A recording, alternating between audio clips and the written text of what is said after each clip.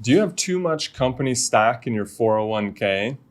Well, how much is too much? And if your company's doing well, is it possible to have too much? Well, today we're going to answer those questions. We're going to discuss the potential issues of having too much company stock in your 401k, how to identify if you have too much in your 401k, and what to do about it so that way it doesn't impact your future lifestyle and your future retirement.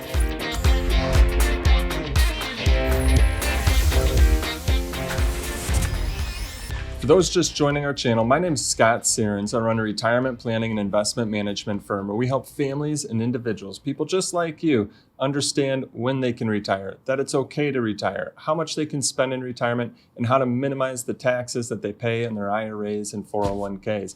If you need help in those areas, go to lifemoneyshow.com and click on the Work With Us tab. All right, let's first talk about diversification and the impacts on your future. Have you ever heard that phrase, don't put all of your eggs in one basket? Well, in this case, the basket would be your company, the eggs being the money in your 401k. But it's actually more than that. If you really think about it, the money in your 401k, that's your life savings, which means your livelihood, which means your future retirement. Do you really want to put all of your eggs in that company stock basket? And maybe you're working for a company like Apple or Amazon that's having really good growth, and you're thinking, gosh, maybe this growth will just continue to go on and on and on. Well, and maybe your company is having a really great run, but you see, all great runs don't necessarily last forever. What if your company sees impacts to its stock price like GE did? Take a look at this snapshot here. Their high, they peaked around $360 a share. Now it's trading around $115 a share or something around there. That's a cut. That's basically they're now 1/3 of where they used to be. That could be a huge impact on your 401k, your livelihood, and your future retirement. So here's the thing that you need to think about. You need to think about diversification, but when it comes to that diversification and it comes to the company stock, how much of an impact could it have on your livelihood? How much of an impact could it have on your future retirement? Let's just give an example here, and then you can kind of put yourself into this example. Let's just say you have $1 million in your 401k. And of that $1 million, let's say 50% of it, $500,000 is in your company stock. So we've got $1 million in the 401k, $500,000 in your company stock of that 1 million.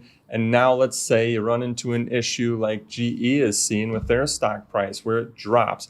And let's just say it drops by 50%. Well, that would mean $250,000 drop in your 401k. So now your $1 million becomes $750,000.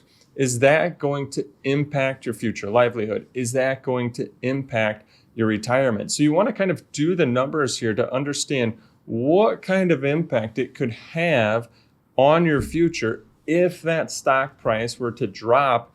And take a look based on some other, major companies out there of how much your stock price could potentially drop. So how much could your 401k go down because you're not diversified, you're too much in company stock? Will that have an impact on your future? Will that have an impact on your retirement? All right, next let's talk about how having too much company stock could potentially impact your emotions and vice versa, how your emotions and your loyalty could potentially impact you to carry too much company stock. You see, I understand you've worked for this company for years. You believe in the product. You believe in the mission. You don't think anything could go wrong when it comes to this company. However, you don't get to decide the share price. Consumers do. Consumers, shareholders, that's who decides the share price. You don't get to decide the share price.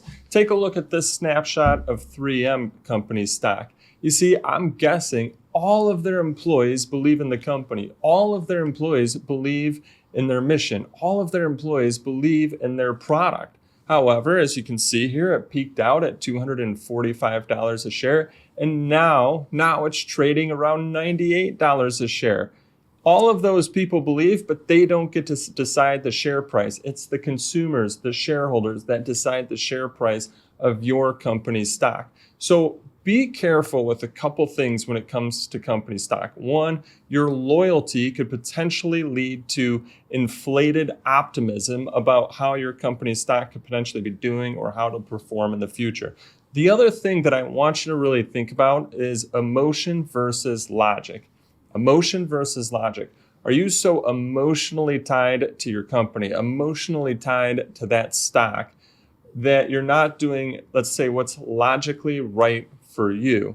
So when it comes to you and your company stock, and next we're going to move into how to determine, how to identify if you have too much company stock. So as we move into that, I want you to think about this. Are you emotionally tied to this? Or are you doing what's logically right for you?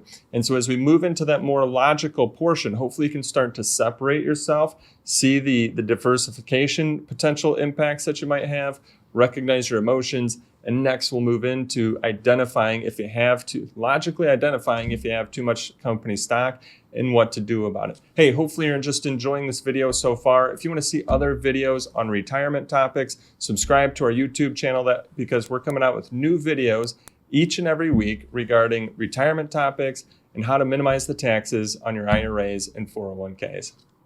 All right, so we've understood the importance of diversification. We've separated our emotions from the company stock that we have. Now, how do we identify if we actually have too much? And if so, how do we fix it? Well, first we need to identify how much company stock you actually have. Does it make up 5% of your overall portfolio and investments? Does it make up 10%, 30%, 50%?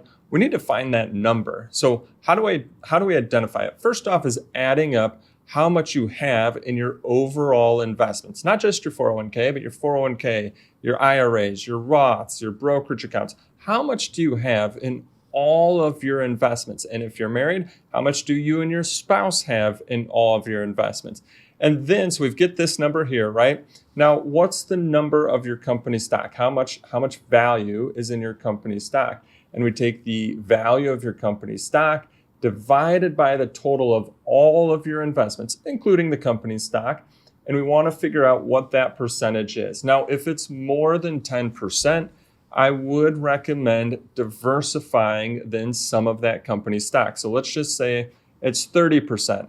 Well, that's more than 10%. It's 20% more. So we want to kind of get that down to 10% of your overall picture.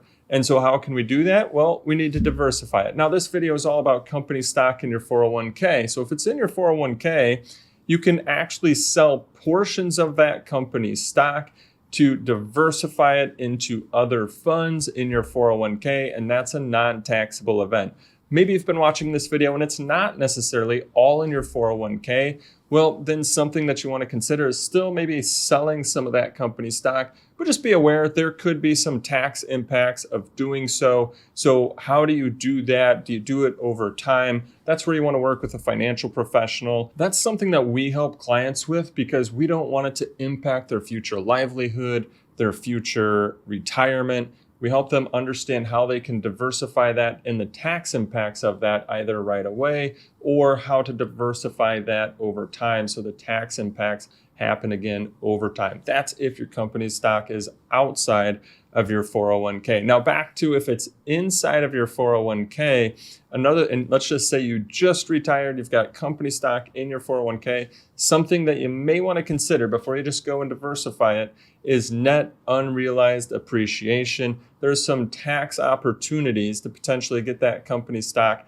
out of your 401k and some potential tax savings opportunities there. So all depends on your situation, what the cost basis is, and how much the value of your company stock is right now. But again, identify the problem first. Do you have more than 10% of your overall investment portfolio in one company stock?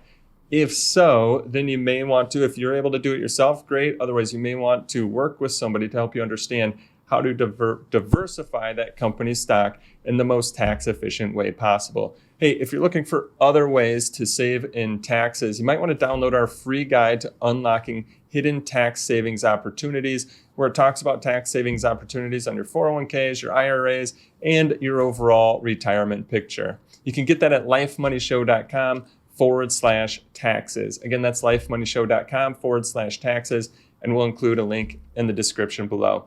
Hope you enjoyed the video. Subscribe to our YouTube channel. That way you'll get notified next week and future weeks when we come out with new videos on retirement topics, how to save in taxes, how to help save in taxes on your IRAs and 401ks, and how to help maximize your Social Security, plus much more.